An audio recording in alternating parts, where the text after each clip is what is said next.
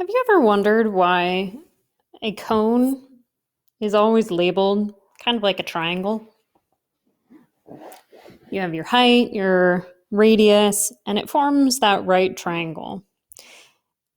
So today we're going to do something weird, and we're going to take just that triangle is going to be the part that you start with. And we're going to imagine that there's a line through the top of this, through the bottom. And what would happen if I took that triangle and I spun it around the line? Now, I told you this one's a cone, so that one's kind of easy.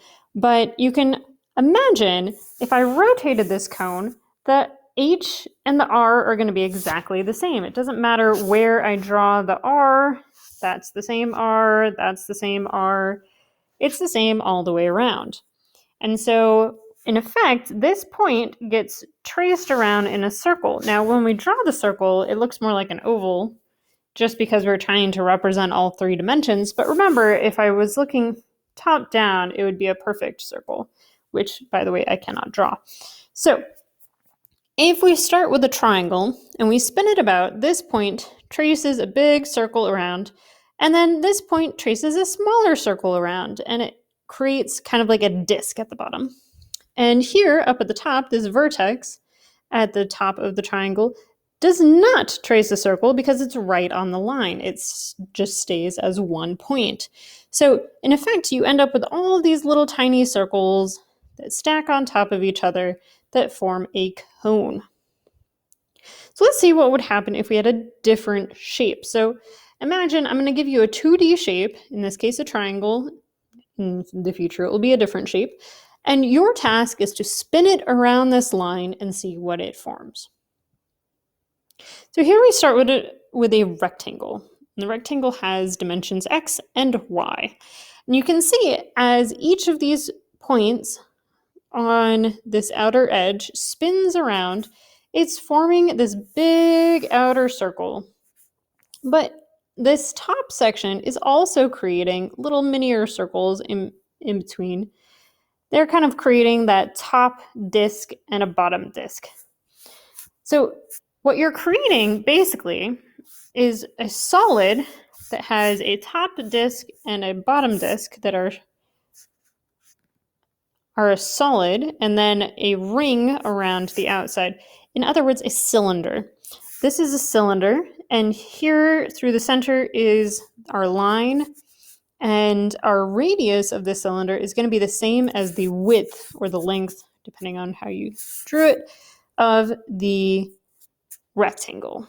And our height of our cylinder is going to be the same as the height or the width or the length, depending on how you thought of it, of the rectangle. You can kind of see it like if we did our cross section through the middle, you'd have your rectangle right there representing half of that center cross section. It's a bit of a mental exercise rotating this around, but once you kind of figure out the basic ones, so the triangle, the rectangle, in a minute we're going to see, you can imagine a half circle would create a sphere.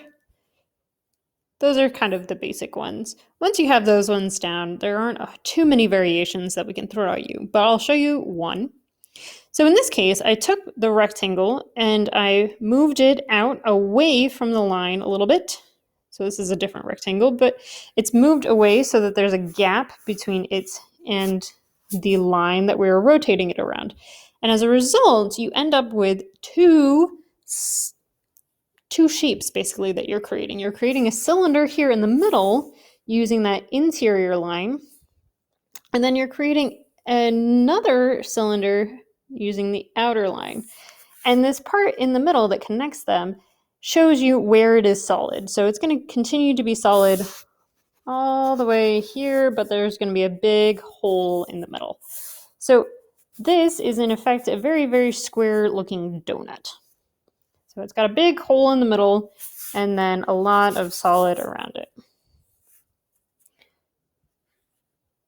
Here are some nicer ways of viewing this. You can see we can turn it on its side and we can do it with a line that is horizontal, not just vertical. So you still get the same effect. If you start with a right triangle, you end up with a cone. If you start with a rectangle, you end up with a cylinder.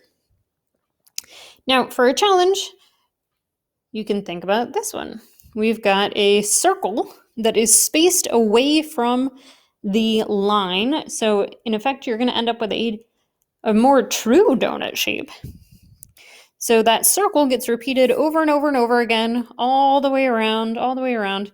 And if you were able to look at this from above, you get a true perfect donut, like a perfect ring. If I sliced anywhere in here, you'd get a perfect circle. Just kind of a cool way to think about that. All right, we're going to see all sorts of different shapes in class, so keep your mind open. Think about what would this look like if I spun it around a line.